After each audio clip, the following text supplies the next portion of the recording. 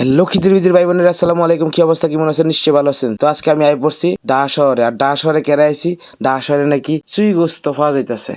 আমার তো মাথা নষ্ট, সে কোন আমলে খাইছিলাম খুলনা। তা আজকে আমি আই পড়ছি খুলনার বিখ্যাত চুই গোস্ত খাওয়ার লাগি, তাও আবার ঢাকা শহরে। আজকে আইছিল সিরাজ চুই গোস্ততে। আজকে আর তো আমি মাথাই নষ্ট মামা। এই যে পিতলের হাঙ্কির ভিতরে খালি ঘি ডালতাছে গরম ভাতের ভিতরে। আমি জিঙ্গাইলাম, ভাই এই ঘি কি লিমিট না আনলিমিট? কইতেছে আনলিমিট, আপনি নিশ্চিন্তে খাইতে পারেন।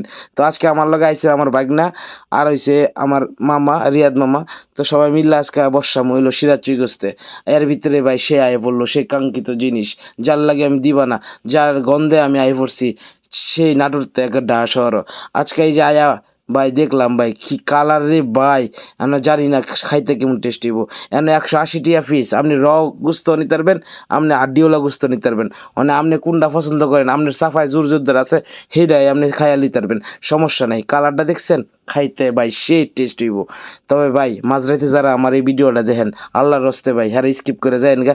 না হইলে ভাই এই গুস্ত দেওয়ার পরে আপনি যদি আমার উল্টা পাল্টা কিছু করেন, আমার কোনো কিছু করার নাই।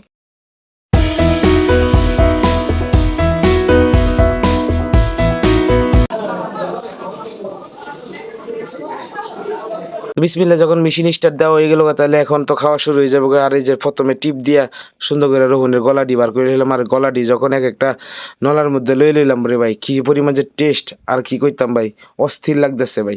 আর বিশেষ করে যে হেরার যে গ্রেভিটা ভাই, এটা যে অস্থির, মানে তরকারির যে গ্রেভিটা এটা খুবই স্বাদের।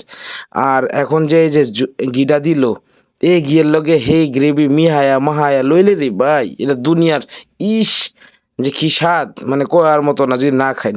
তো যাই হোক ভাই, আসল কথা হচ্ছে ভাই, এখন এই যে আমার যে গরুর গোস্তটা দিল, আসলে কি এটা গরুর গোস্ত নাকি এটা আমি যতক্ষণ না কামড় দিব ততক্ষণ তো বুঝতাম না। তো আমি গ্রেভি দিয়ে 2-3 প্লেট ভাত মেরে দিতেছি। তো কুম্বালা গরুর গোস্ত কামড় দিব, তো যাই হোক একটা কামড় দিয়া লই। তো কামড়টা দেওয়ার পরে ভাই আমি তো হতাশ। এ কি হলো কাউয়া? এ তো দেখতেছি যে কাহিনী গড়াই দিচ্ছে।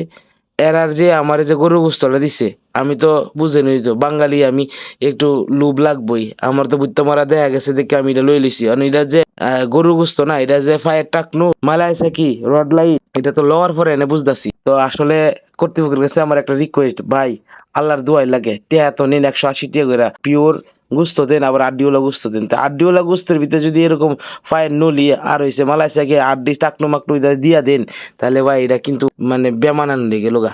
তাই আমি সিরাজ চুই গোস্তর কর্তৃপক্ষের জানাবো, যদি আমার এই ভিডিও দেখে তাহলে ভাই আপনারা আলাদাভাবে নিহারি রান্না করেন, চুই নিহারি, আর না হইলে আপনারা পিওর গরুর গোস্তটাই দিয়েন।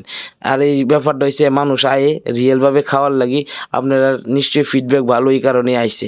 তো আপনারা মোটামুটি ভালোভাবেই দেখবেন আর ব্যাপারটা। তো কর্তৃপক্ষের আমি ওই দিন ম্যানেজারের বলার পরেও আমি কিন্তু ম্যানেজার আমাকে উল্টাপাল্টা কথা বলছে। যাই হোক, ওদের যে সিচুয়েশন ওরা চাইবেই যে খাওয়ায় পাস করে দেওয়ার লাগি। তো আপনারাও দেখে ওই না লইন। আমিও মনে করছি যে বুঝতে মারা গুস্ত, এত বড় গুস্ত ঠিকই তো 180 টাকা দা, কিন্তু এই যে আড্ডিগুলো দেখছেন, আমি যদি আমার 2 সাফার হাইড্রোলিক প্রেসও ফালাই, এটা ফাড়াই এলাইতে পারতাম না। তাহলে বুঝতেছেন, তাহলে এটা আমার লস। আর এই যে পকর রইতে গরুর গুস্ত খাওয়ার পরে এরকম লেবু দিয়া লবণ ছিটাইয়া সুন্দর করে সাফার মধ্যে 2টা চাপ দিয়া রসটা খাই লইবেন, তাহলে শরীরের যে টেম্পারেচার সেটা ঠিক থাকবে, আপনার প্রেশার টেশার হাই লইতো না। ভালো থাকবেন, সুস্থ থাকবেন, আল্লাহ হাফেজ।